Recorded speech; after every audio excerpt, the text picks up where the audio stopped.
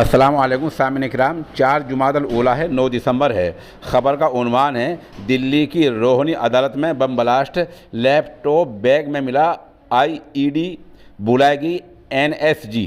ख़बर थोड़ी तफसील से सुन लें। दिल्ली के रोहिणी कोर्ट में आज सुबह एक धमाके की आवाज़ से हड़कंप मच गया है। दिल्ली पुलिस के मुताबिक ये लो इंटेंसिटी बम ब्लास्ट है, एक तरह का क्रूड बम है। पुलिस को मौके पर आईईडी एक्सप्लोसिव और एक टिफ़िन नुमा चीज़ मिली है। दिल्ली पुलिस की स्पेशल सेल जांच कर रही है और एनएसजी को भी मौके पर बुला लिया गया है।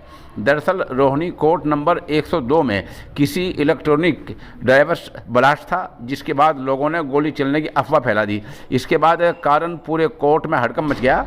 गौरतलब है कि कुछ वक्त पहले हमला आवरों ने रोहिणी कोर्ट में एक गैंगस्टर की गोली मारकर एक गैंगस्टर को कत्ल कर दिया था, जिसके बाद पुलिस ने हमला आवरों को जाए हादसे पर ही ढेर कर दिया था।